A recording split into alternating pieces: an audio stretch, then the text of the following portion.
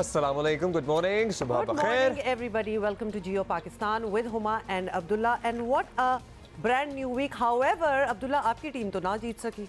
मेरी टीम नहीं जीत सकी, लेकिन जिस शहर में मैं रहता हूँ, मैं बसता हूँ, जिस शहर से मुझे प्यार है, उसकी टीम जीत गई है और बड़ा ही जबरदस्त परफॉर्म किया कराची की टीम ने। और पहली ही गेंद से ऐसा लग रहा था कि कराची की टीम, कराची वाले ये सोचकर मैदान में उतरे हैं कि ये मैच तो जीतना ही है। This was a bit of A do और डाई मैच। आपको पता है चौथा मैच कराची का, अगर ये भी हार जाते तो बहुत ही बुरा लगता। तो लिहाजा पूरी बॉडी लैंग्वेज ही आप समझें कि बदल चुकी थी and they came into the stadium looking like winners.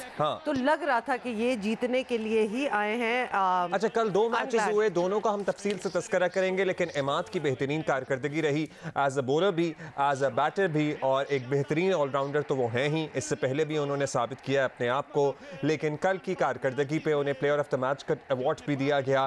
And yes, a little disappointment for Lahore Qalandars, लेकिन कोई बात नहीं। सारी टीमें, पता ही टूर्नामेंट में भी टीमें जीतती रहें हारती रहें तो वो एक्साइटमेंट बरकरार रहती है। अगर एक टीम बिल्कुल ही हारी चली जाए और बिल्कुल ही पता हो कि भाई ये तो आउट ही होने वाली है, तो फिर वो मैच पड़ता नहीं है। मैच तो दूर दूर तक नहीं पड़ा इधर। अब मतलब आप जरा देखें कि उन्होंने कितने बनाए 185, और यहाँ लाहौर कलंदर्स किस तरह खत्म। एक होता है थोड़ा सा कंपटीशन तो पड़े, ढेर हो गए, कोई चांस ही नहीं था। And they look like they had given up. मुझे लगता है कि बहुत देर पहले लगता था राना साहिबान ने ना आईफोन्स वगैरह देने में और तहफ़ देने में थोड़ी जल्दी कर दी।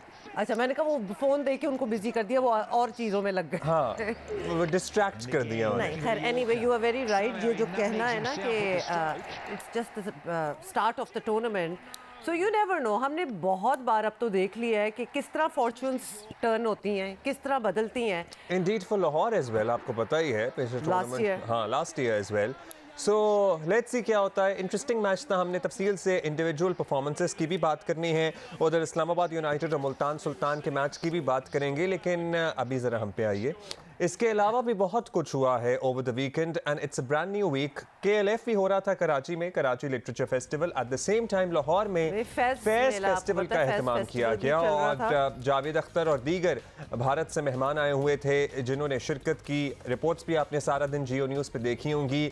So it was quite a happening event. फिर ये बसंत का जो मौसम होता है ना, जिसको बसंत ना होने के बावजूद हम बसंत का मौसम ही कहते हैं, लेकिन मतलब वैसे बसंत तो हो ही रही होती है, सिर्फ वो नहीं हो रही होती। क्या पतंगबाजी नहीं हो रही होती, बसंत तो चली रही होती है। खासतौर पे फ्लावर शोज और फेस्टिवल्स, ये सब कुछ बहुत होता है। मतलब रंग जो है वो most beautiful colours that you want to see, वो आजकल के मौसम में मिलते हैं, खासतौर में पंजाब में भी और कराची में भी एक दो रोज में एक्चुअली CVU के ऊपर एक फूलों के शो का एहतमाम होने वाला है, तो आप वहाँ भी जा सकते हैं। आई गेस कल परसों से शुरू हो जाएगा, लेकिन पंजाब में जगह जगह आपको ये नज़ारे नहर किनारे या फिर मुख्तलिफ बागात या पार्क्स में देखने को मिलेंगे। ब्यूटी ऑफ पंजाब, ये मुझे कहना पड़ेगा कि उसको आपको कोई थोड़ा सा कल्टिवेट भी करना नहीं पड़ता। हर जगह कहीं भी फूल खिल जाते हैं, खुद ही हो जाता है वो सारा सिलसिला। And we have seen it you know with our own eyes कि कोई इतनी गार्डनिंग और कोई एक्सपर्टीज की जरूरत भी नहीं होती, बट ये जब मौसम आता है तो एवरीथिंग इज जस्ट कलरफुल। लेकिन हम आपको ज़हनी तौर पर तैयार कर दें कि it is going to be a long and hot summer. Already अंदरूनी सिंध जो है वो दर्जा हरारत बढ़ना शुरू हो गए हैं और इस हद तक जा पहुंचे हैं जो रिकॉर्ड हाई इन महीनों के नोट किए जा रहे हैं। अच्छा, एक तो ये, दूसरा ये कि मुल्क के मुख्तलिफ शहरों में धुंध की अब तक इत्तलात हैं। कराची में मौसम बिल्कुल मुतदिल है, लेकिन समंदर किनारे इलाकों में रात गए 3-4 रोज से शदीद धुंध की सूरत हाल पैदा हो जाती है। In fact Friday night, thank you for reminding, क्योंकि इस बारे में तो बात होनी थी। फ्राइडे नाइट को लिटरली ऑलमोस्ट जीरो विजिबिलिटी थी। सैटरडे को भी यही था, बिल्कुल फ्राइडे को भी यही था, सैटरडे को। और आपको पता है कि अभी भी वो जरा महीना चल रहा है जहाँ शादियाँ, खैर शादियाँ तो कभी रुकती नहीं है पाकिस्तान में, लेकिन अभी तो मौसम ऐसा है कि हर रोज ही कोई ना कोई शादी, कोई इवेंट होता है। और शॉकर एकदम से लगा कि ये पंजाब में धुंध और स्मॉग सब कुछ खत्म हो गई है, तो अब कराची में आ गया, because it was thick. It was thick and you really had to be careful. और हमें आदत भी नहीं है ना कराची में 7-8 सालों से हम रह रहे हैं, 9 सालों से। इनफैक्ट पहली दफा डबल इंडिकेटर ऑन करके गाड़ियां चलानी पड़ी है। लेकिन जो मौसमियाती माहिरीन है वो ये कह रहे हैं कि इसका मौसम से शदीद ठंड वाली जो धुंध होती है इसका उससे कोई ताल्लुक नहीं है। समंदर के करीब इलाकों का एक फिनोमेना है जहां समंदर से पानी बुखारात में तब्दील होकर धुंध की सी कैफियत पैदा कर रहा है। तो ये स्मॉग नहीं थी, ये फॉग थी। हाँ, ये फॉग टाइप सूरत हाल है। हम इस पे जरा माहिराना राय भी लेने की कोशिश करेंगे। कुछ जबरदस्त मेहमान भी हैं हमारे पास इस शो का हिस्सा आज वंस अगेन। लेकिन एक और हंगामा खेज सियासी हफ्ते का आगाज हुआ चाहता है। और इन केस अगर आप ये सोच रहे हो कि भाई अब क्या इंटरेस्ट लेना या क्या होना है, तो हम आपको बता दें कि आप इसको इग्नोर करके रह नहीं सकते। बिल्कुल जी, हम आपको ये बता दें कि क्या क्या होने वाला है। आपको पता है कि इलेक्शन कमीशन को सुप्रीम कोर्ट की जानिब से इलेक्शन की तारीख देने का वाज़े हुक्म मौजूद है और इस मामले पर आज इलेक्शन कमीशन का अहम इजलास होगा। और आपको साथ ये भी बताएं कि इमरान खान बुध से जेल भरो तहरीक का लाहौर से आगाज़ कर रहे हैं। काफ़ी देर से इसका एक जिक्र भी कर रहे हैं, थ्रेटन भी कर रहे हैं, तो अब वो होने वाला है। और उन्हें हिफाजती ज़मानत की दरख्वास्त पर दस्तखत की तस्दीक के लिए आज लाहौर हाई कोर्ट ने जो है वो बुला रखा है। और साथ ही आपको बताएं कि रहनुमा पीटीआई यास्मीन राशिद के मुताबिक पेशी के लिए तमाम तर इंतजामात जो हैं वो मुकम्मल कर लिए गए हैं। दूसरी तरफ क्या हो रहा है, इमरान खान ने इलेक्शन की तारीख देने के लिए सदर आरिफ अलवी को भी मैदान में उतार दिया है। और आपको पता है ना आजकल बड़ी खतो खिताबत भी हो रही है आपस में। Why don't they just pick up the phone and call. खैर एनीवे जो इलेक्शन कमीशन को आड़े हाथों ले रहे हैं, तो अभी क्या होने वाला है ये हफ्ता is going to be quite seems like it's going to be decisive, हंगामा खेज।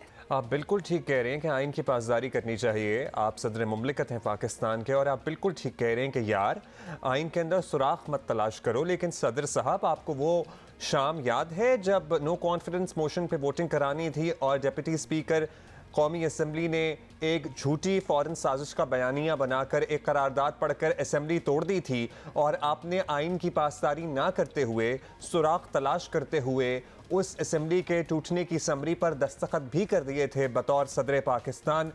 उस वक्त आपके ये जज्बात और आपका ये गुस्सा हमें क्यों कर दिखाई ना दिया? आप अपनी दफ़ा भूल ना जाया करें कि आइन में सुराख तलाश ना करें और आइन की पासदारी करें।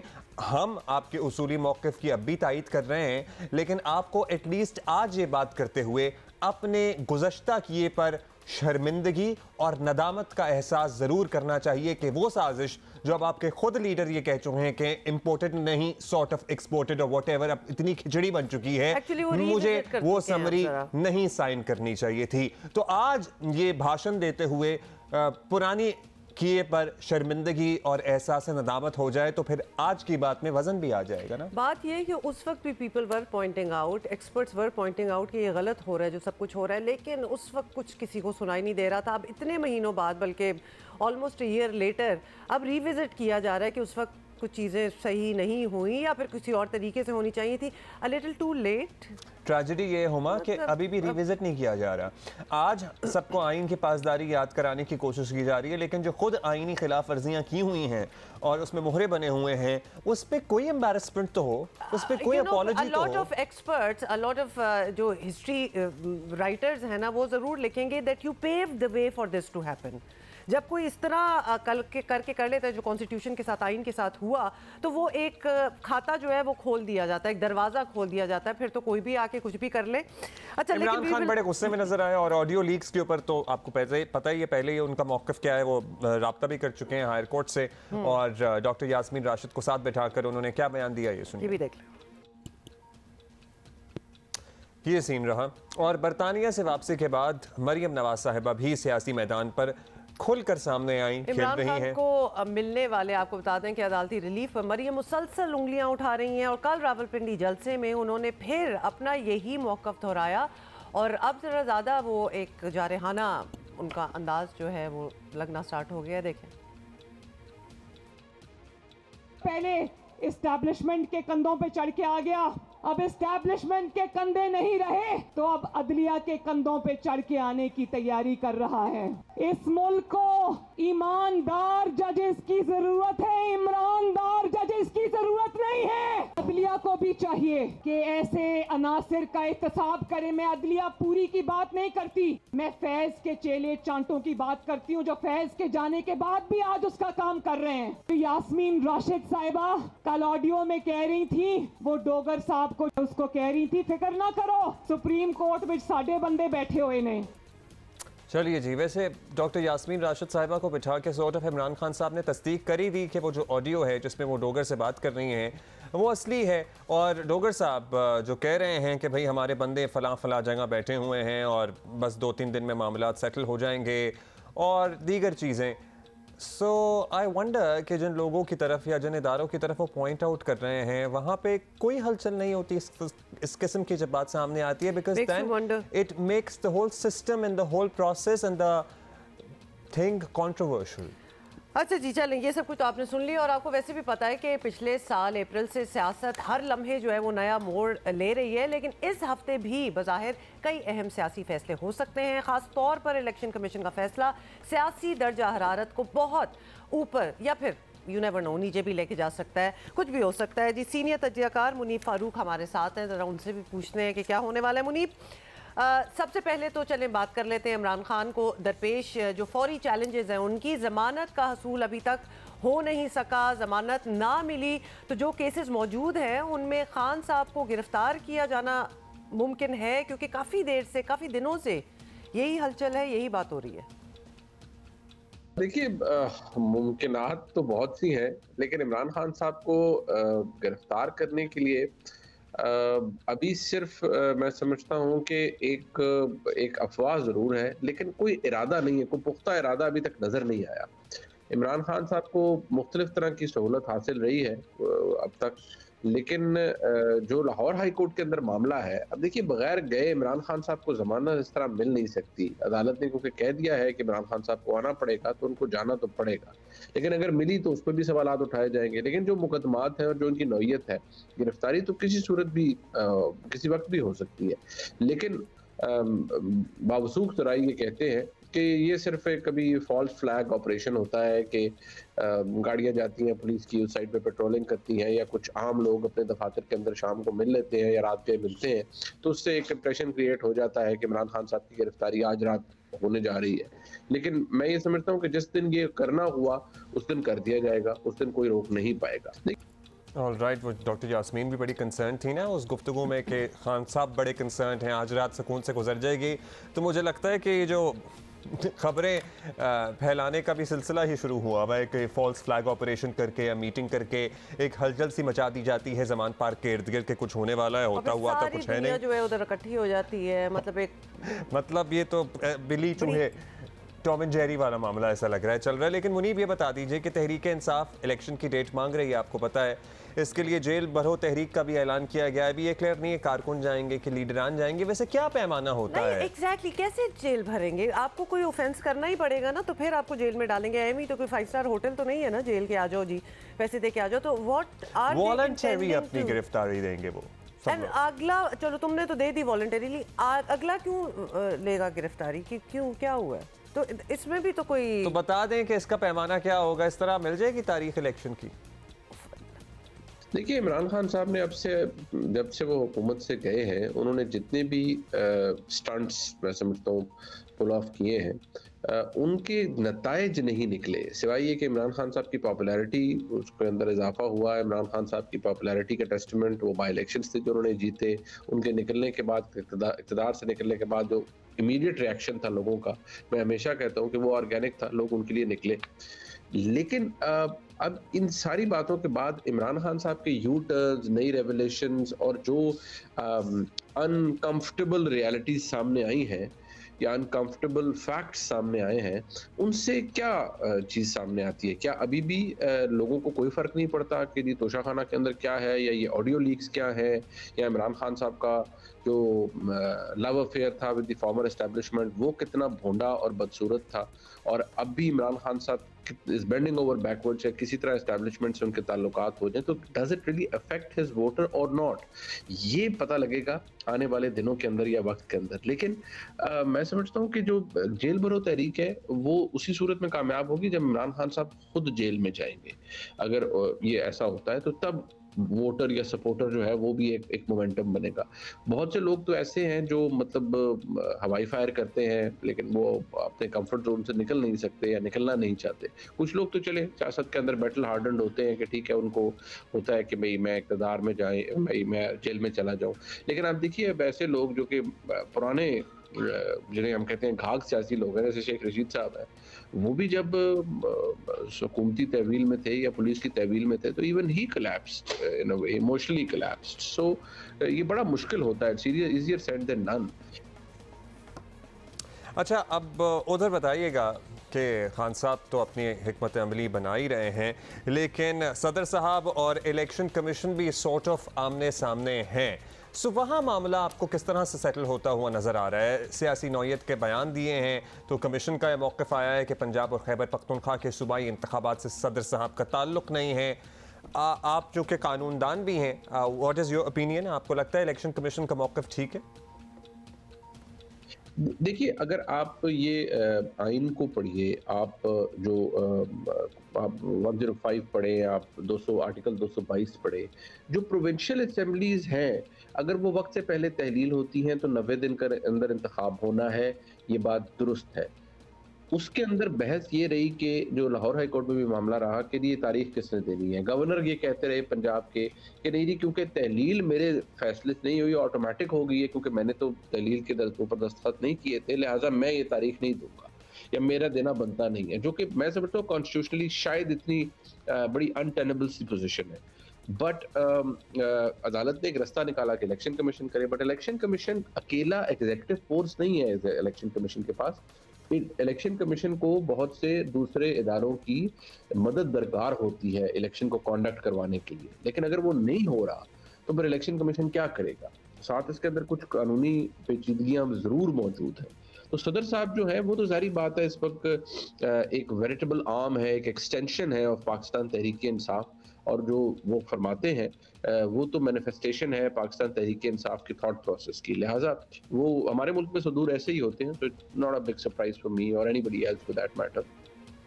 All right, thank you so much for explaining that to us, Munir Farooq. अच्छा जी, आप ज़रा एक और तजिया भी लेना है। एक तो जेल भरो वाला भी हमने समझना है, लेकिन और भी बड़ी सी बातें हैं। होस्ट नया पाकिस्तान शहजाद इकबाल हमारे साथ हैं। शहजाद, आप बताइएगा कि तहरीक इंसाफ के मकासद और उनकी जो स्ट्रैटेजी है वो वैसी है जैसी किसी भी अपोजिशन की हो, लेकिन हुकूमत में बैठी मुस्लिम लीग नून क्या कर रही है? ये भी बहुत बड़ा सवाल है, बिकॉज उनको तो हम सवाल करते रहते हैं, इमरान खान एंड पार्टी को, लेकिन बाकी हुकूमत वाले क्या कर रहे हैं? कुछ नया करेंगे? मरियम नवाज की गुफ्तगू आपने भी देखी है, तो आपको लगता है कि ये पार्टी मुस्तकबिल में, फ्यूचर में किसी भी इलेक्शन के लिए तैयार आपको नजर आते हैं ये लोग? देखिए, एक तो गवर्नेंस में हम देख रहे हैं कि नून लीग इस वक्त मार खा रही है, खासतौर पे जो इस वक्त माशी हालात हैं जिसकी जिम्मेदारी इसाक डार साहब पे सबसे ज़्यादा आती है, क्योंकि अगर अक्टूबर में IMF के डिसीजंस ले लिए जाते तो इतने बुरे हालात नहीं होते। तो ना सिर्फ उन्होंने अपनी पार्टी को नुकसान पहुंचाया है बल्कि इस मुल्क को नुकसान पहुंचाया है, आम आदमी को नुकसान पहुंचाया है, तो इसकी जिम्मेदारी उन पर जाती है। लेकिन दूसरा जो बयानिए की जंग है ना, उसमें भी नून लीग इस वक्त मार खा रही है। और ये मैं नहीं कह रहा, कैप्टन सफदर साहब भी कह रहे हैं कि हमारा जो एक बयानिया था वोट को इज्जत दो, वो कहीं गुम हो गया है। और इसकी वजह यह है कि नून लीग अपनी पोजीशन एस्टैब्लिशमेंट के हवाले से मुसलसल चेंज करती रही है। 2017-18 में उनकी पोजीशन थी वोट को इज्जत दो, यानी कि एक एंटी एस्टैब्लिशमेंट पोजीशन थी उनकी। उसके बाद उन्होंने जनरल बाजवा साहब को 2019 में एक्सटेंशन देने का फैसला किया, यानी कि जो कानून साजी हुई उसमें वो साथ थे। उसके बाद जब PDM जमात बनी, जब PDM जमातें इकट्ठा हुई तो फिर उन्होंने एंटी एस्टैब्लिशमेंट स्टांस अपना लिया। फिर जब उनकी हुकूमत आई तो फिर वो प्रो एस्टैब्लिशमेंट हो गए। और अब 28 नवंबर के बाद मरियम नवाज साहब ये कहती हैं कि हमारी हुकूमत तो असल में उसके बाद शुरू हुई है, 28 नवंबर से पहले साजिश हो रही थी, हमारी हुकूमत नहीं थी। यानी कि फिर अब वो कह रहे हैं कि 28 नवंबर से पहले हमारी जो पोजीशन थी वो एंटी एस्टैब्लिशमेंट थी। तो ये बड़ा कंफ्यूज किस्म का बयानिया है। तो मेरे ख्याल से इस वक्त बयानिए की फ्रंट पे और जो इकोनॉमिक परफॉर्मेंस है उसकी फ्रंट पे जो हालात हैं, नून लीग उसके बाद इलेक्शन में तो जाना नहीं चाहती, चाहे लाख लोग आके उनके कहें, रहनुमा कहें हम इलेक्शन के लिए तैयार हैं, दे आर नॉट रेडी। बहुत शुक्रिया। और क्या इतना ही आसान है कह देना कि मेरी हुकूमत तो है नहीं, मुस्लिम लीग नून की हुकूमत तो है नहीं, ये तो इत्तेहादी जमातों की हुकूमत है। मतलब मरियम नवाज साहिबा सिर्फ ये कह के अपने आप को इन मामलात या इन हालात से मुस्लिम लीग नून को डिस्टेंस कराने में कामयाब हो जाएंगी। I don't think so it is that simple, but yes she is trying to do that. अब देखते हैं कि अवाम उसका क्या रिस्पॉन्स देते हैं। Trying to do that and create even more confusion, because ये फैसला तो आवाम करेंगे। थैंक यू शहजाद आउट हो सकती है। खैर एनीवे ब्रेक लेते हैं, उसके बाद आते हैं वापस।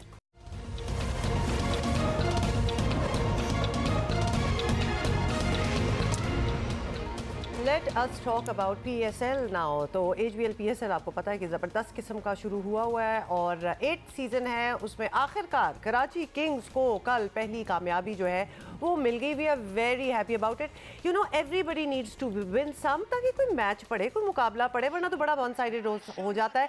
जैसे कि मुझे लगता है कि मुल्तान सुल्तान जो है ना वो अटल है इस बात पे कि we are going to make it one sided. नहीं, वो भी हारे थे पहला मैच लाहौर कलंदर के हाथों, उसके बाद उन्होंने भी 3 तो खेल लिए हैं। बड़े मुकाबले की बात करते हैं कल वाले, बड़ी निगाहें थी, आर्च राइवल समझा जाता है कराची लाहौर को। वैसे क्यों? मेरा ख्याल है कि अब इस पे ज्यादा बात नहीं होनी चाहिए, क्योंकि अब तो हो गया। हाँ, इस पे क्या मजीद सारे एक दूसरे के बदले मुकाबले होते हैं। ये कराची और लाहौर का बिला वजह का जो टाकरा बनाने की कोशिश करते हैं ना, हाँ बेजरर सी चीजें, लेकिन I am not very fond of it. What would you have rather liked? कि क्या होता है लाहौर के साथ मुल्तान को लगा देते हैं, किसी का भी होता, मतलब कराची और लाहौर का भी मैच होता है, लेकिन उसको इस तरह प्रोजेक्ट करना है जैसे कोई बहुत ही बड़े। It's a game. हाँ, it is the game. यही तो मैं कह रहा हूँ। It is the game. खैर लाहौर कलंदर को 67 रन से हरा कर ये कराची अपने मैच नाम किए बाय द वे। गुस्सा ये चढ़ा सारा कि 5 विकेटों पर कराची किंग्स ने 185 रन बनाए, धुआंधार बैटिंग की। लाहौर कलंदर के बैटर्स जमकर बैटिंग भी नहीं कर सके, पूरी टीम 118 रन बनाकर आउट हो गई। सो कराची के क्राउड के लिए तो जबरदस्त ट्रीट रही है कल के मैच की इन नेशनल बैंक स्टेडियम कराची। अच्छा, फिर एक और मैच कल 2 मैचेस थे ना, तो मुल्तान सुल्तान का इस्लामाबाद यूनाइटेड से भी मैच था और उसमें क्या हुआ जी, मुल्तान सुल्तान ने इस्लामाबाद यूनाइटेड को 52 रन से शिकस्त दे दी। मतलब कितने बड़े बड़े मार्जिन हैं। तो कल तो बहुत ही वन साइडेड मैचेस चल रहे थे। मुल्तान सुल्तान ने पहले बैटिंग करते हुए मुकर्ररा 20 ओवर्स में 4 विकेटों के नुकसान पर 190 रन बनाए और जवाब में इस्लामाबाद यूनाइटेड मतलब कुछ कर ही नहीं सकती, पूरी टीम सिर्फ 138 बनाकर आउट हो गई। तो ये थे कल के मैचेस। तो प्रिटी मच कोई मैच पड़ा नहीं और बहुत ही मतलब।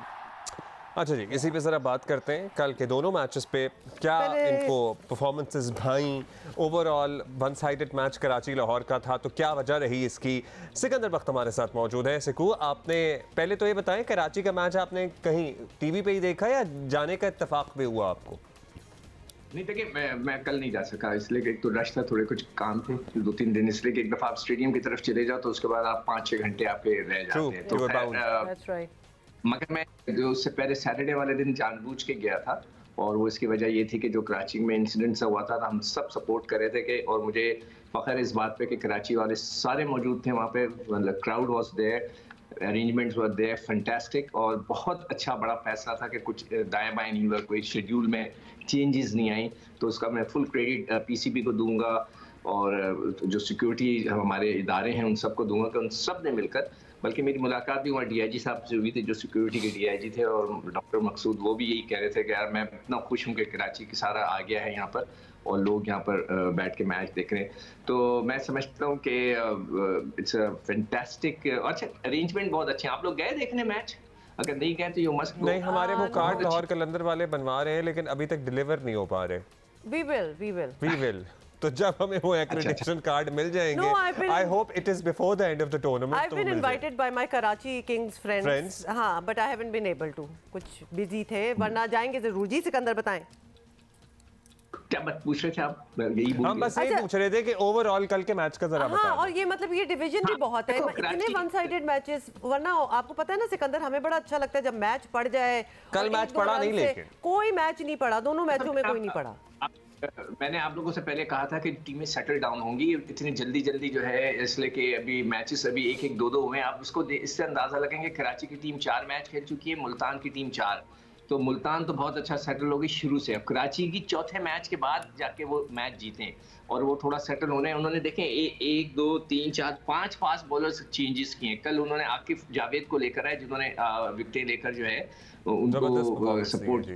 देखिए अभी उनको पता नहीं चल रहा कि कौन सा लड़का इन फॉर्म है, तो यही चीज लाहौर कलंदर के साथ दूसरी टीमों के साथ है। सबने 2-2 मैच खेले, इन दो टीमों ने कराची और मुल्तान ने 4-4 खेले, तो उनको थोड़ा सा एडवांटेज हो गया अपने आप को इस जेलन होने के। बट लाहौर कल आपको ऑफ कलर नजर आई, क्या वजह थी, या आपको लगता है उनके कॉम्बिनेशन का मसला था? It didn't work for Lahore yesterday.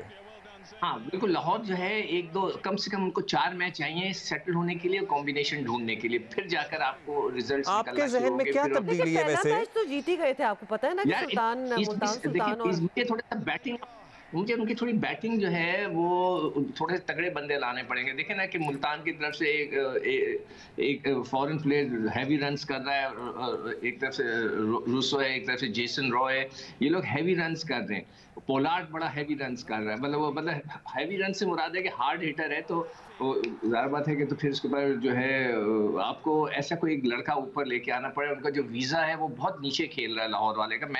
मेरे ख्याल से वीज़े को ऊपर आना चाहिए। हमारे दूसरे जो लड़के हैं with due respect to Pakistani players, अभी तक वो कोई इतना ज़्यादा आउटस्टैंडिंग बैटिंग नहीं की किसी ने उधर लाहौर कलंदर से भी। फ़खर जो है फेल हुए, शायद ये बेसिक वजह हो सकती है उनकी कि जो फ़खर उनका जो सबसे मेन प्लेयर है उसके फेल होने से जो है उनके ऊपर असर पड़ रहा है।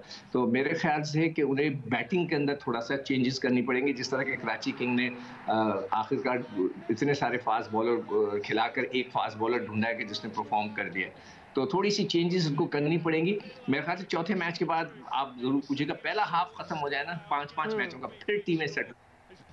अच्छा सिकंदर, हमने पिछले साल भी देखा था और इस साल भी नज़र आ रहा है कि मुल्तान सुल्तान जो हैं वो बड़े स्ट्रॉन्ग स्टार्ट करते हैं और बड़ा अच्छा चलते हैं, और अभी भी यही लग रहा है because they are except for 1 match which they lost to Lahore Qalandar the first one, उसके अलावा वो बाकी सारे जीते हैं। आपको लगता है कि अगले 2-3 हफ्ते में ये मेंटेन कर सकेंगे अपनी स्ट्रेंथ, अपनी विक्ट्रीज? आपको पता है कुछ foreign players half of the league के लिए अवेलेबल आते हैं फिर चले भी जाते हैं, उनकी अनअवेलेबिलिटी से भी फर्क पड़ेगा तमाम टीमों को।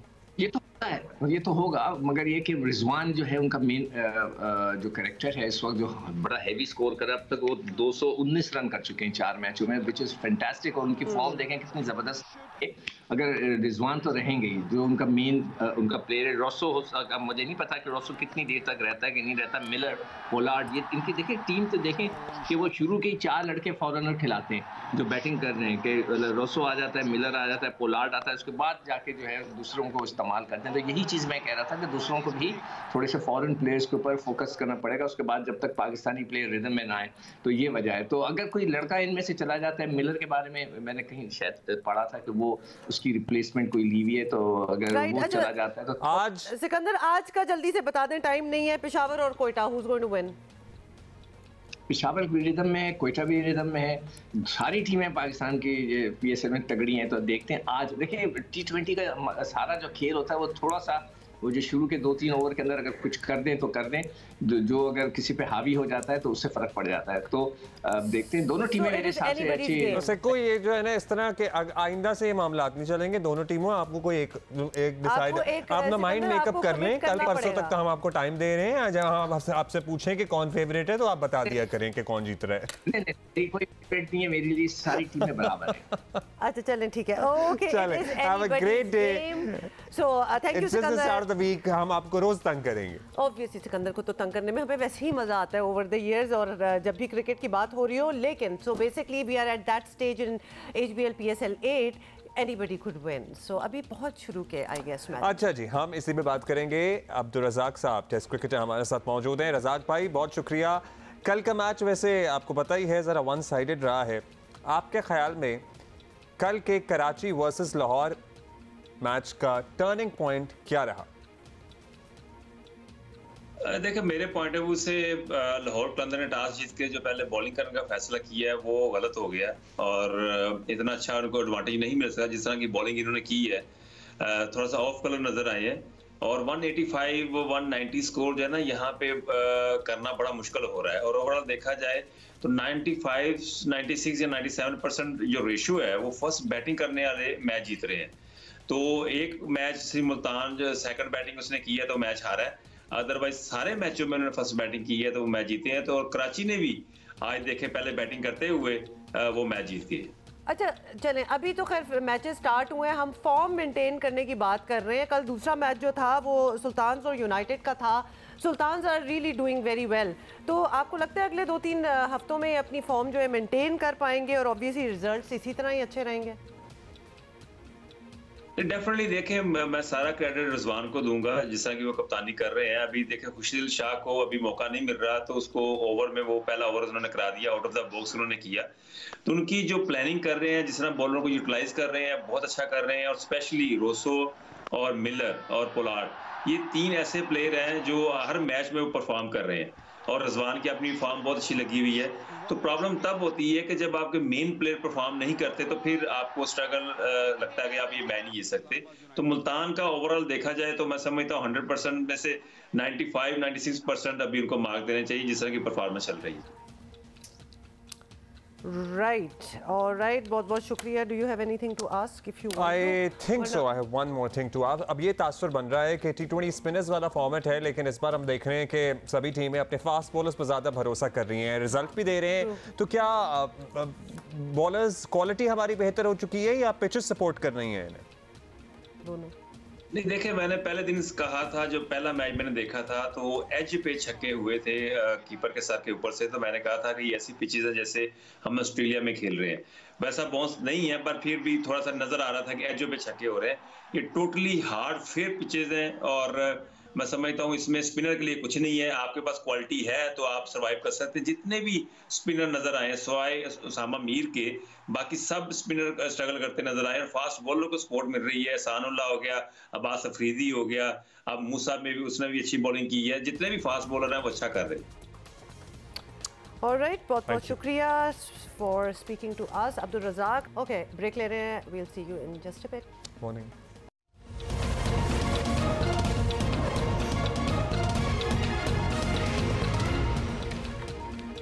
वेलकम बैक जी। और अपडेट हमारे पास लाहौर से ये है, आपको पता ही है आज लाहौर हाई कोर्ट में इमरान खान की हिफाजती ज़मानत के हवाले से अहम समाअत है। और इससे पहले यही बताया जा रहा था कि इंतज़ामात मुकम्मल हैं। डॉक्टर यास्मीन राशिद की भी गुफ्तगू हमने आपको बताई थी कि वो कह रही हैं कि तमाम एवरीथिंग इज़ जस्ट सेटल्ड। लेकिन अब ये है कि खान साहब की मुमकिन पेशी के पेश नज़र सिक्योरिटी के इंतज़ामात तो हैं, लेकिन जो खान साहब के वकील हैं अजहर सिद्दीक एडवोकेट, वो ये कह रहे हैं कि इमरान खान की गाड़ी को हाई कोर्ट के अहाते में दाखिले की इजाज़त नहीं मिली है। वैसे आई वंडर इतना बड़ा मसला तो नहीं है, तो हल हो ही जाएगा। अब शिबली फराज ने इमरान खान की गाड़ी अहाता अदालत में लाने के लिए इंतज़ामी सतह पर हाई कोर्ट से रुजू किया था और वकील अजहर सिद्दीक का कहना है कि हाई कोर्ट पेशी के मामले पर लीगल टीम इमरान खान से दोबारा मुशावरत करेगी। तो ये सीरियस लगता है कि सिचुएशन जो है ये बन गई है कि जब तक उनकी गाड़ी जो है वो अलाउड नहीं होगी हाथे में। I guess obviously security concerns हैं, ये चीज़ें मैटर भी करती हैं। अच्छा जी, ये वो बात है जिसमें हम ऑफ कोर्स अपडेट लेंगे फ्रॉम आवर कॉरेस्पॉन्डेंट। लेकिन फिलहाल short break, will be right back.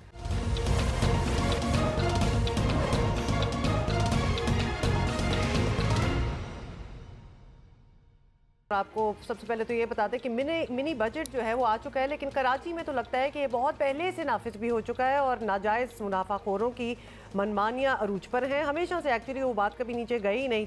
दूध, दही, अंडे, आटे समेत रोज़मर्रा की जो चीज़ें हैं वो पहले ही महंगे दामों फरोख्त थी। तो अब आप ज़रा इमेजिन कर लें कि क्या किधर तक रेट्स जो हैं वो पहुंच चुके हैं। अच्छा, मतलब इंतज़ामिया खाल है ना वो उतारी जा रही है। इंतज़ामिया की इसमें बहुत ज़्यादा जिम्मेदारी है। आगे रमज़ान भी है, रमज़ान बाज़ार, रमज़ान में प्राइस कंट्रोल, ये सारी चीज़ें इंतज़ामिया की है। एक नुमाइंदे जो अब लिटरली एक स्टार स्टेटस हासिल कर चुके हैं सोशल मीडिया अदरवाइज़ भी, और बड़ा इनकरेज इनको लोगों ने किया है, बड़ा इनका हौसला बंधाया है कि भाई आप डिलीवर करें, आवाम आपके साथ है। Assistant commissioner north Nazimabad Karachi Hazim Bangwar हमारे साथ मौजूद है। मैंने आपका सरनेम सही प्रोनाउंस किया है?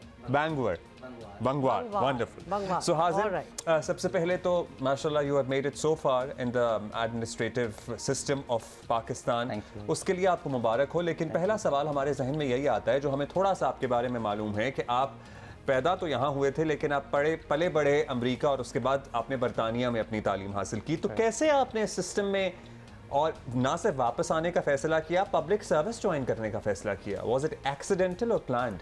It was planned. It was very much planned. मैं जब अपनी ग्रेजुएशन हो गई थी, I was traveling. मैं कॉन्ट्रैक्ट साइन किए थे म्यूज़िक के।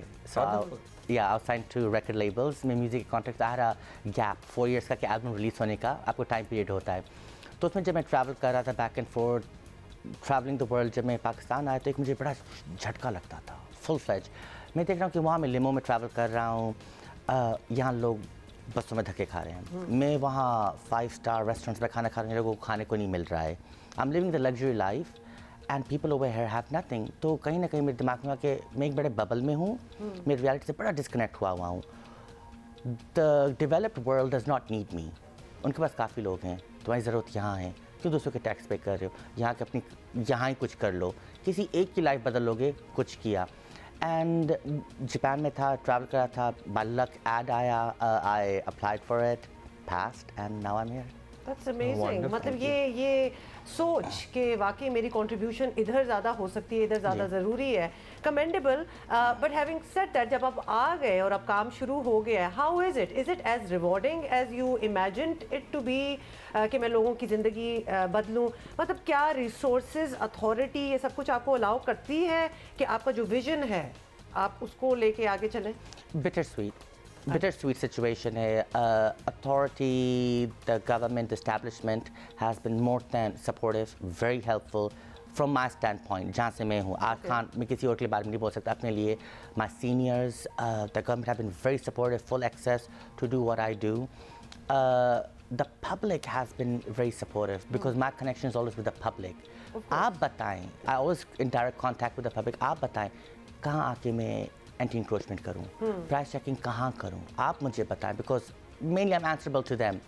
तो being here only 3 weeks and not Nazabad, और आप सोशल मीडिया पे बड़े एक्टिव हैं, तो आपको डायरेक्ट फीडबैक मिल भी रही होती है कि एक्चुअली क्या किया, लोग रिकमेंड करते हैं आपको कि हाँ, उसी पे मैं ऑपरेशन करता हूँ। अच्छा, अब मुझे हाजिम आपसे ये जानना है, सर्टनली हमारी एक पैट्रियार्कल सोसाइटी है, हमारे यहाँ बहुत से लोगों को बहुत सारे चैलेंजेस हैं, और पर्टिकुलरली अगर सोसाइटी की नज़र में कोई एक शख्स किसी पर्टिकुलर मोल्ड में फिट नहीं आता तो वहाँ उसे बुली भी किया जाता है, उसके काम में भी रुकावटें डाली जाती हैं।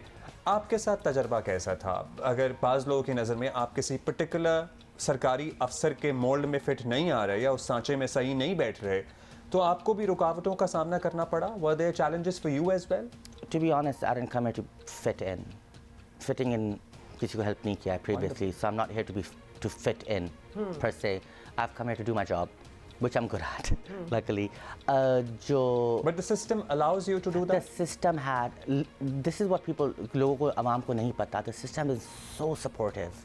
Because our system has educated officers. ये नहीं लोगों को पता, it's a new generation. Officers बड़े respectful हैं, seniors जो मेरे हैं, colleagues जो हैं, they understand what is happening, they're very supportive. They are the one who have kept me going. And that's so encouraging too. Very encouraging. So the government has been more than helpful. And the public in the beginning, थोड़ी confusion हो गई थी, which I wouldn't blame the public. I think जो public है, कहीं ना कहीं वो डिसहार्टेड हो गए हैं, हो सकता है उनको कोई एक्सपेक्टेशन ही नहीं होती उनकी। हाँ, उनको कोई ऑफिस ज़रूर कहीं ना कहीं मिला होगा जहाँ उनका काम नहीं हो सका। तो पब्लिक के साथ अगर नाराज़ होगा तो सर्व कैसे करूँगा? तो you have to forgive and I come here to serve the public.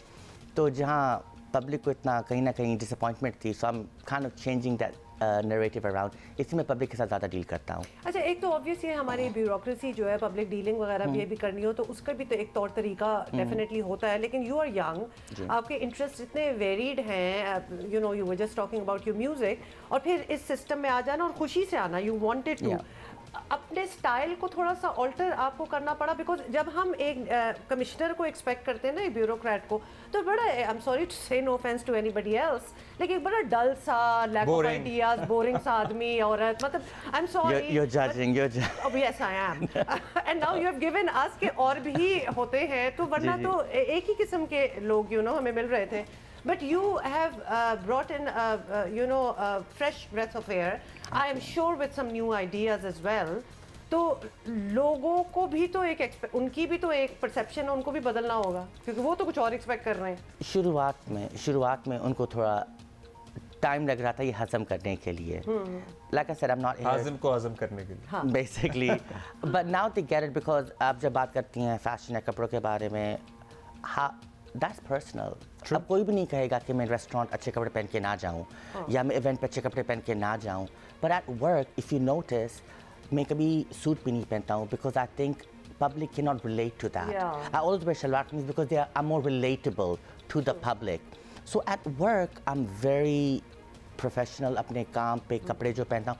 Personal life में I could wear whatever that has nothing to do with the work. तो आपने पर्सनल इंटरेस्ट जैसे कि आपको मौसीकी का शौक था, आपने 2 record label साइन किए हुए थे, वो बिल्कुल छोड़ दिया अभी के लिए या फिर it is coming along side by side?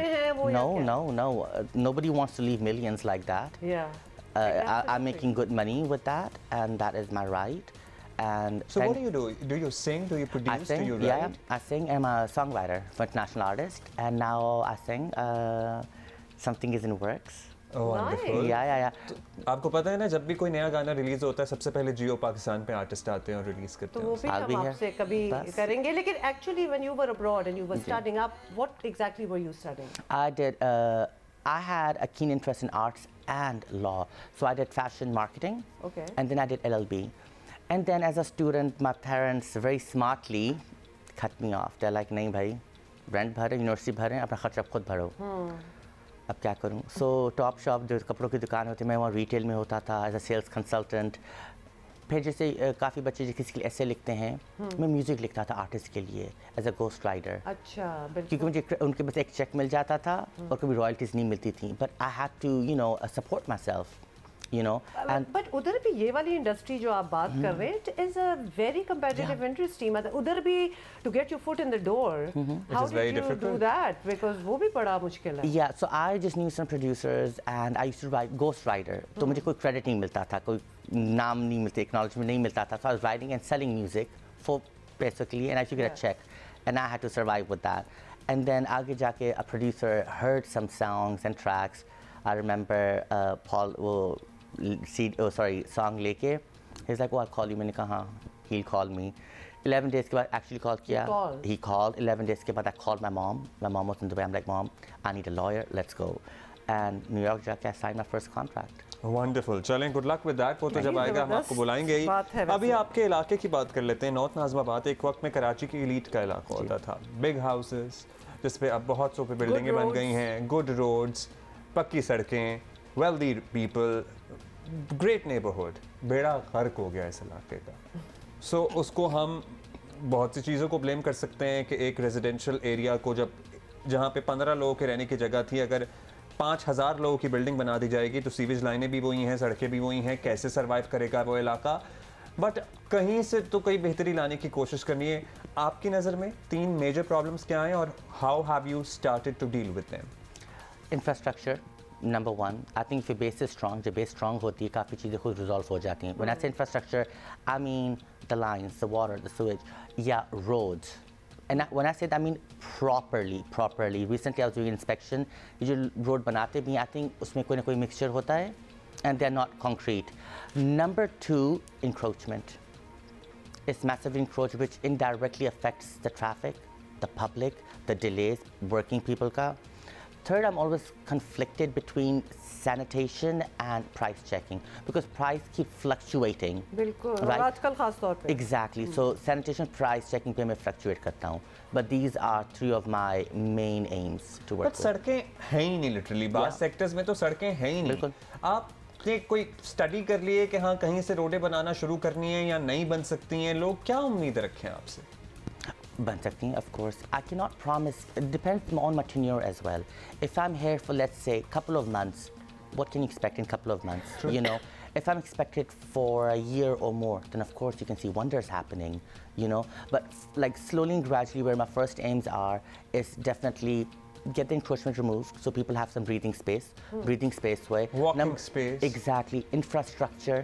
बहुत ज़रूरी है. With monsoon season coming up, वो मेरा हाई अलर्ट पे सिचुएशन भी, रमज़ान भी आ रहा है, तो प्राइस चेकिंग के साथ monsoon season, that's on my major alert sign कि अभी से ही हर चीज़ क्लियर आउट होनी चाहिए. कि कुछ हालत देख भी चुके हैं. I can not, because last year भी जब मानसून आया था, I was on the roads cleaning water. I can not tolerate that for myself और the public.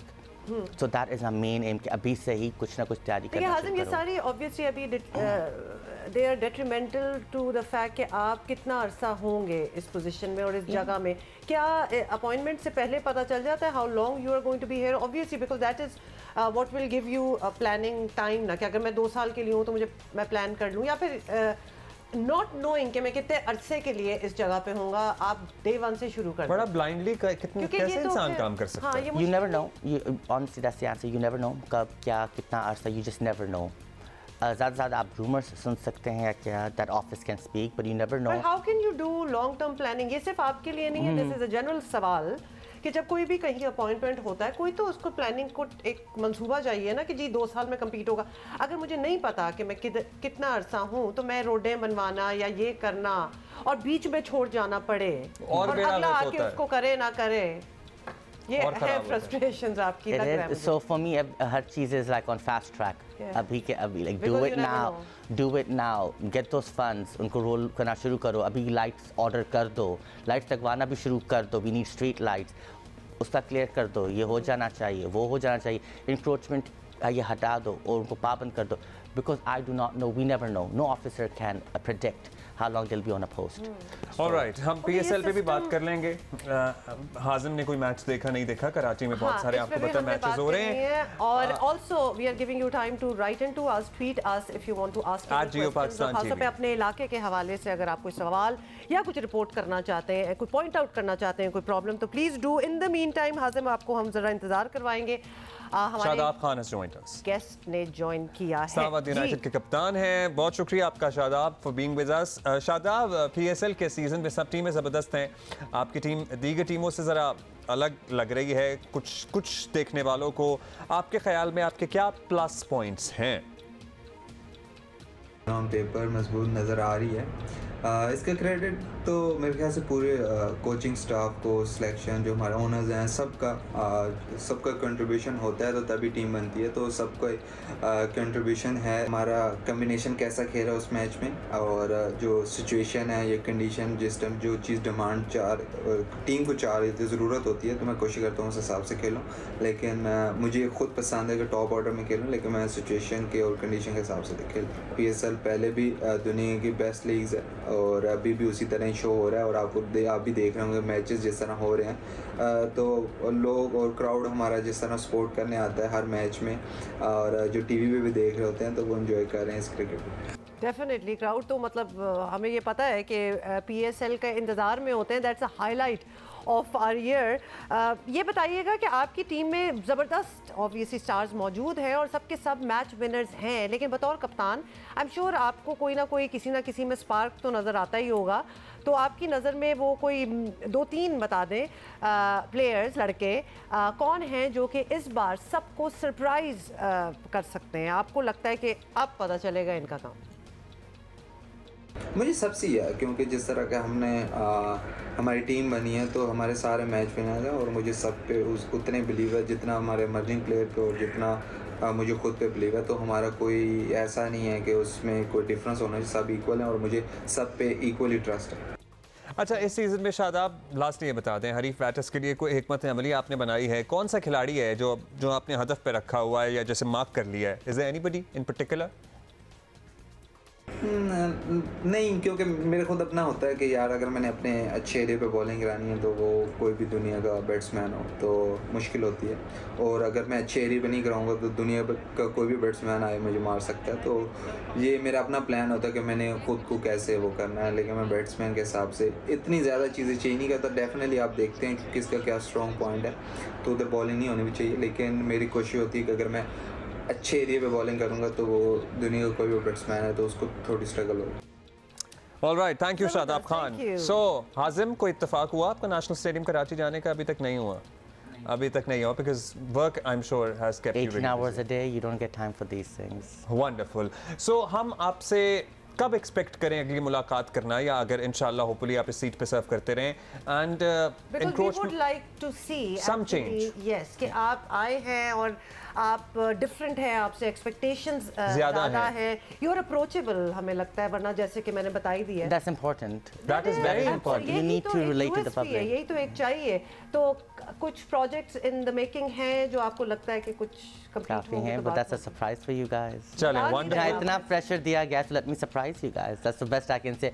But I can also promise that even if I no longer serve at North Nazimabad, I will continue to complete what I had left off. बहुत important जो मैंने start किया था वो ख़त्म करके ही चलाऊंगा। If I am not directly serving it, I will finish what I had started. कोई एक चीज़ तो पूरी, वैसे भी हर सिविल सर्वेंट का ये वैसे तो होना चाहिए जज्बा कि कोई ऐसी चीज़ शुरू हो जो कि despite all the odds and challenges वो कंप्लीट हो, ताकि एक मॉडल तो पेश किया जाए ना कि इस तरह बेहतर हो सकती हैं चीज़ें। हाजिर, we have great expectations from you. Thank you so much for being here. Since government जो है, एक सवाल आया हमें भाई कराची के, हम ऑल्दो अब पब्लिक ट्रांसपोर्ट के बहुत सारे मंसूबे शुरू किए जा रहे हैं, सिंस गवर्नमेंट से लेकिन कराची के कुछ अवाम जो है ना बड़े अरसे तक खफा रहे हैं, आपको लगता है कि वहाँ से सपोर्ट मिल रही है, बेहतरी आना शुरू हुई है मामलात में? जी, बेहतरी आना शुरू हुई है। If I can say to the full extent that I know about this, I don't, पर बेहतरी आना शुरू हुई डेफिनेटली, दैट आई कैन से। जहाँ तक मेरा इन्फॉर्मेशन आ रही है दैट आई नो ऑफ, जी बेहतरी आ रही है, उससे प्रोग्रेसिव लोग हो रहे हैं। The government is very progressive in the public transport. To what extent I do not know that, पर हाँ। All right. Thank you, Hazim. Thank you for being with us and good luck with whatever you have started or you plan to do so. बहुत शुक्रिया। Okay जी, हम break ले रहे हैं और break के बाद बहुत सी और बातें हैं और ऑफ कोर्स आपके सवाल कुछ और कमेंट्स आ रहे हैं रिगार्डिंग PSL, तो उस पर भी बात होगी। See you in a while.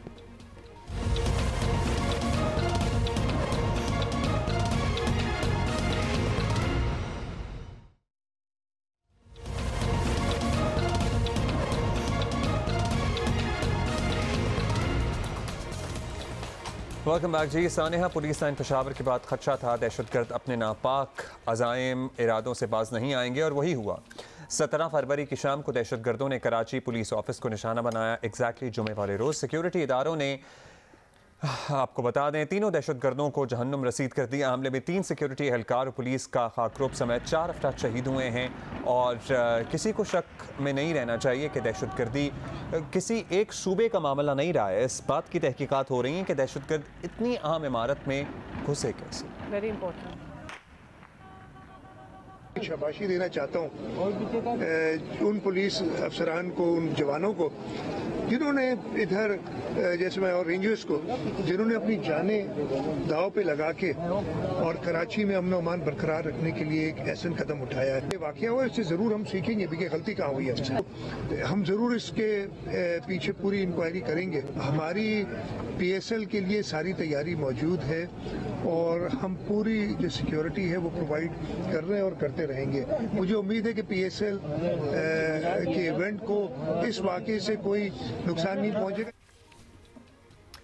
साथ ही आपको बताएं कि army chief general Asim Munir ने भी बाद में कराची पुलिस ऑफिस का दौरा किया, जख्मी एहलकारों की अयादत की। आर्मी चीफ का कहना था कि दहशतगर्दी से निपटने के लिए तमाम स्टेक होल्डर्स के दरमियान एतमाद, अवाम का ताउन और हम आहंगी ज़रूरी है। हुकूमत की संजीदगी का हाल ये है कि सानिया, पेशावर के बाद 7 फरवरी को बुलाई गई APC कॉन्फ्रेंस आज तक नहीं हो सकी। इस पर हम जरा जोर देंगे। कैन यू, और अब तो इस पे बात भी नहीं होती, इस पर तो ये आई गई हो गई है, वो वाली बात है। सुनो, वो लोग जिन्होंने पाकिस्तान के अंदर जुल्म सितम का बाजार गर्म कर रखा था, उनको तो सेटल करने के लिए आप आगे बढ़ रहे हैं और मुल्क की तकदीर को बेहतर करने के लिए आप अपनों से हाथ मिलाने के तैयार नहीं। मैंने एक पार्टी के जो लीडर उनको भी इनवाइट किया है जो मेरे साथ हाथ मिलाना गवारा नहीं करते थे। कहना मैं ये चाहता हूँ कि जाती पसंद नापसंद से बालातर होके, कोई भी हमारा पर्सनल इंटरेस्ट हो उससे बालातर होके हमें ये एफर्ट करनी होगी, जिसके लिए मैंने ये कदम उठाया और इंशाअल्लाह मुझे उम्मीद है कि आगे से नफी में जवाब नहीं आएगा। दहशतगर्दों को दोबारा पाक सरजमीन पर क्यों और कौन लाया, इसकी भी तफ्तीश होनी चाहिए। लेकिन इस वक्त दहशतगर्दी से निपटने के लिए पहली तरजीह ये है कि तमाम स्टेक होल्डर्स गैर वाज़े और दो टोक पॉलिसी बनाए। मजीद ताखीर की अब लिटरली गुंजाइश नहीं है और इसी पे बात करते हैं वज़ीर इत्तलात सिंध। करते हैं जी, बिल्कुल। शर्जील इनाम मेमन साहब, वज़ीर इत्तलात सिंध, उन्होंने हमें ज्वाइन किया है। शर्जील मेमन साहब, कराची में दहशतगर्दों का ख़तरनाक हमला जो है वो हुआ है, पुलिस हेडक्वार्टर को निशाना बनाया गया है। It's a very big deal. तो इसके बाद ये खबरें भी गर्दिश में हैं कि इंतजामात नाकाफ़ी थे, सिक्योरिटी नहीं थी। क्या सिंध हुकूमत को भी ऐसा ही लगता है कि ये सब कुछ हुआ होगा या फिर कोई इनसाइड जॉब है? बिकॉज अगर पुलिस ही अपनी हिफाजत नहीं करेगी तो हम क्या उनसे एक्सपेक्ट करें? मैं समझता हूँ कि बिल्कुल एक अफसोसनाक वाकया था कि दहशतगर्दों ने, जिनका काम भी मुल्क में खौफ और हिरास फैलाना है और मासूम लोगों की जान से खेलना है, उन्होंने ये हरकत की। लेकिन मैं समझता हूँ कि जिस तरीके से सिंध पुलिस ने रेस्पॉन्स दिया वो काबिल फख्र बात है। हमारी सिंध पुलिस, हमारी रेंजर्स फौरी तौर पर पहुंची और हमारे कानून ऑफिस करने वाले बिल्डरों ने एक बहुत बेहतर तरीके से उनको रिस्पॉन्स दिया। तो आपने देखा कि इस पूरे इस ऑपरेशन में सिर्फ पुलिस के सिपाही नहीं, लेकिन पुलिस के जो आला अफसरान थे, डीआईजी, वो खुद फील्ड में वेपन्स लेकर लड़ रहे थे इन दहशतगर्दों से। तो ये तो मैं पर्सनली बताऊं, मैं तो ये एक बहुत ही एक अच्छी फीलिंग थी कि हमारे सीनियर अफसरान जो है वो अपने जवानों के साथ बैठकर लड़ रहे हैं उन दहशतगर्दी के खिलाफ, उन दहशतगर्दों के खिलाफ। और एक अच्छा प्रॉम्प्ट एक्शन दिया, क्योंकि आपको ये पता होना चाहिए कि दहशतगर्दों से जो चीजें रिकवर हुई वो तो अपने जो इस तरह के वाकयात बनाओ में लोग चने और ये चीजें यूज करते हैं, उनका तो प्लान ये था कोई लंबा उन्होंने बैठना है। लेकिन जैसे 3-3.5 घंटे में पुलिस ने उनके इस प्लान को ना सिर्फ नाकाम किया, उनको इबरतनाक सजा भी दी, उसके साथ साथ जो वो चाह रहे थे, जो रजायम थे, वो पूरे करने नहीं दिए। तो ये एक बेहतर प्रॉम्प्ट एक्शन था पुलिस का, और मैं समझता हूँ कि इसमें मैं सिंध पुलिस की और रेंजर्स को, तमाम हमारे कानून करने इदारों को, उनको हम सलाम पेश करते हैं कि उन्होंने ना सिर्फ उन दहशतगर्दों के खिलाफ एक जबरदस्त एक्शन लिया, हम सबके सर जो है वो फख्र से बुलंद करवाए। शर्जील साहब, इस सारे वाक़े के बाद दोबारा अशद ज़रूरत महसूस हुई कि कराची सेफ सिटी प्रोजेक्ट जो है वो मुकम्मल हो जाए। आप इस पोजीशन में हैं कि आप हमें बता सकें कि वो किस स्टेज पे है, क्यों सालों से मुकम्मल नहीं हो पा रहा? क्योंकि जब इस तरह के वाक़यात होते हैं दोबारा से सवाल उठता है, फिर इसका जवाब कहीं गुम हो जाता है। देखिए जी, सेफ सिटी के लिए वज़ीर आज़म साहब ने 100% फंडिंग रखी थी और वो रखी हुई थी। मैं खुद इन मीटिंग में मौजूद था। तो कुछ प्रोसेस होते हैं तो डिले थोड़ा हुआ, तो उसमें फिर जो सैलाबी सूरत हाल हुई, तो सैलाबी सूरत हाल में आपने देखा कि मतलब करोड़ों लोग जो है वो उससे मुतासर हुए।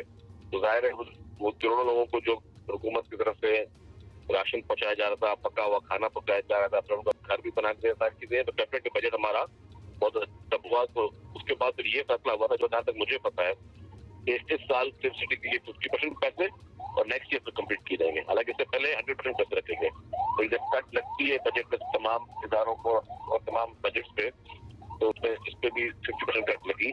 लेकिन ये कि कोई काम चल रहा है, ये काम बंद नहीं होगा। इस बार पे जो 50% काम है वो इस रनिंग ईयर में कंप्लीट होगा। मेमन साहब, अभी तो obviously that's a big reason कि कहाँ वो सारे फंड्स जो हैं डाइवर्ट हुए होंगे, लेकिन ये सेफ सिटी और ये कैमरास वगैरह की ज़रूरत कुछ सालों से है। ये बात वैसे पुरानी है, तो ये फ्लड्स वाला जो आप बता रहे हैं ये तो बड़ी रीसेंट बात है।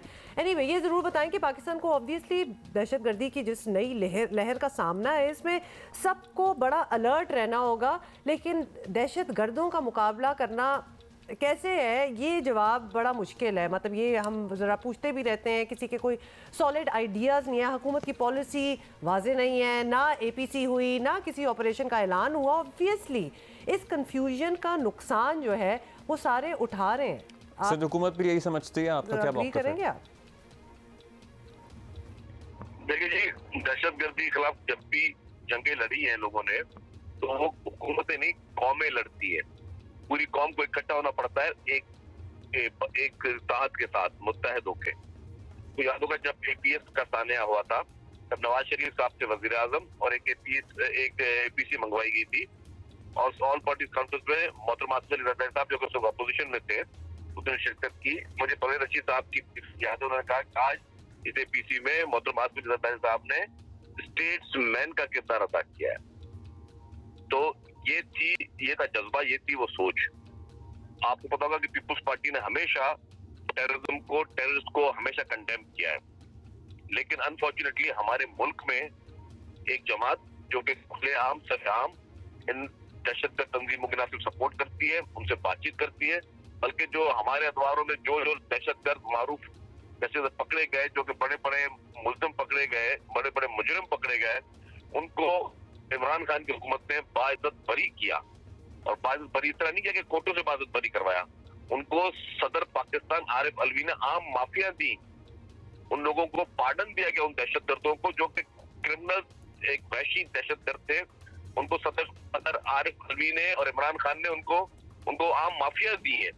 तो जिस मुल्क में दहशतगर्दों को आम माफिया दी जाए और मुल्क की एक जमात जो है वो उनको खुलेआम सपोर्ट करे, वो कहे कि जी इनकी दफातर भी खोले जाएं, उनकी हुकूमतें जब खैबर पख्तूनख्वा में हो तो ऐसे लोगों को बाकायदा फंडिंग हो, $300 मिलियन से ज्यादा तक की फंडिंग उनको कराई गई, और उस तरह के उस तरह के मदरसों को, इस तरह के लोगों को पीटीआई की हुकूमत जिस तरह ओपन सपोर्ट की है, ये किसी छुपी हुई तो नहीं है। जिस कौम में अगर ये सोच पाई जाती हो कि वो दहशतगर्दों से बात करने के लिए भी तैयार है, वो दहशतगर्दों के तैयार है, वो दहशतगर्दों को आम माफिया भी दिलाने तैयार है, तो जो उनको इबरतनाक सजा मिलनी चाहिए वो तो नहीं हो रही है। तो मैं समझता हूँ कि ऐसे दहशतगर्दों को जहाँ पे नजर आए उनको सरेआम उनको फांसी देनी चाहिए। ऑलराइट, हमारा राब्ता मुनक़ता हुआ। बहुत शुक्रिया आपका शर्जील इनाम मेमन साहब, और आपका मौके पहुंच गया। आप कह रहे हैं कि there should be no soft corners for terrorists and terrorism. Having said that, how many times have you heard कि इबरतनाक सजा देंगे? ये टर्म जो है ये लिटरली हम घिस गई है ये टर्म सुन सुन के, from everybody across the board, every decision maker, any political party, any सूबा। But what is this term? ये फिर कोई ना कोई मसलहत आड़े आ जाती है और फिर जो इंतहाई मतलूब दहशतगर्द होते हैं वो छूट जाते हैं और कोई ना कोई डील्स हो जाती हैं। खासतौर पे police is really at the brink of things, क्योंकि अभी आप देखें पेशावर में पुलिस लाइन ही था, मस्जिद जहाँ हुआ ये सारा वाकया, अब पुलिस हेडक्वार्टर में कराची में, something needs to be done. और अब ये खोखले किस्म की स्टेटमेंट्स जो है ना जी इबरतनाक, डू इट ऑलरेडी। अच्छा जी, अभी हम क्या करेंगे, अभी हम आगे पढ़ेंगे लेकिन ब्रेक लेंगे, उसके बाद एक और अहम मामला है जिस पे हमने ज़रा आपको अपडेट करना है।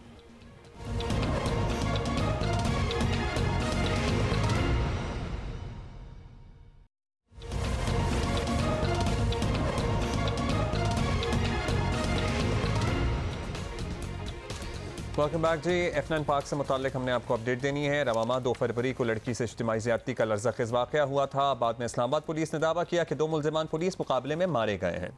ये भी बताया गया कि दोनों मुल्ज़िमान संगीन जराइम की वारदातों में मतलूब थे। ये दुरुस्त है कि निज़ाम इंसाफ से मायूस एक बड़ा तबका ऐसे मुकाबलों की हिमायत करता है, लेकिन फिर भी कानूनी लिहाज से इस्लामाबाद पुलिस पर उंगलियां उठ रही हैं। 2018 में भी इसी पार्क में एक लड़की को इज्तिमाई ज़्यादती का निशाना बनाया गया था। अब हालिया वाक़े में ये भी शिकायत मिल रही है कि मजलूम लड़की की शनाख्त छुपाने में भी पुलिस नाकाम रही है। मुतासरा लड़की की वकील ईमान मजारी ने इंसानी हकूक कमीशन के नाम खत में दावा किया है कि लड़की को थाने बुलाकर नारवा सलूक किया गया। जाली मुकाबले में मुलव्विस अहलकारों के खिलाफ कार्रवाई की जाए। इसी पे जरा हम मजीद बात भी करेंगे और ईमान मजारी हाजिर, मजलूम लड़की की वकील, उन्होंने हमें ज्वाइन किया। ईमान, ये बताइएगा कि F9 पार्क में जो वाकया हुआ उस पर ऑब्वियसली मीडिया ने आवाज़ भी उठाई और पुलिस ने एक्शन भी लिया और उनके मुताबिक ज़्यादती करने वाले जो हैं वो मारे जा चुके हैं। अब ये हमें भी जब पता चला था तो बड़ी अजीब सी बात लगी थी कि कैसे हो गया ये सब कुछ।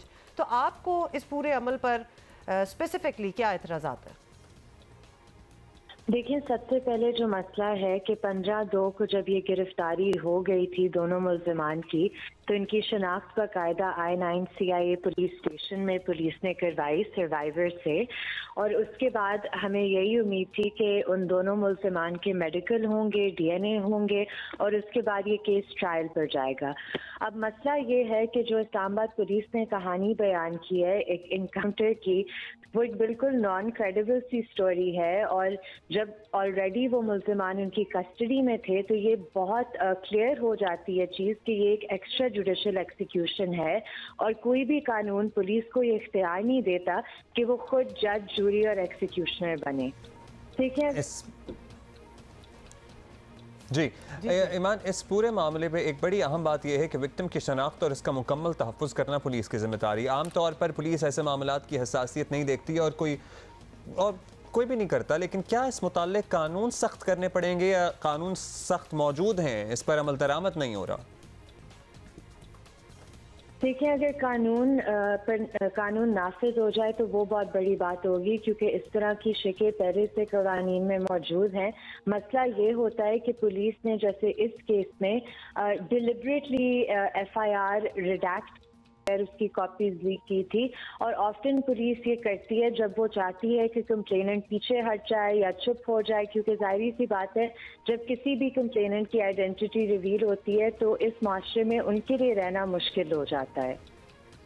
अच्छा, अब ये भी ईमान, I don't know if you agree और नॉट, लेकिन इस्लामाबाद पुलिस को अपने रवैये के लिए जवाबदेह तो होना पड़ेगा, लेकिन माशरती रवैया अगर हम देखें तो वो भी कुछ ऐसा ही है कि हम विजिलेंटी जस्टिस जो है उसे बहुत प्रेफर करते हैं, और हमने मॉब जस्टिस भी देख लिया, अब ये भी एक सामने सीन आ गया है।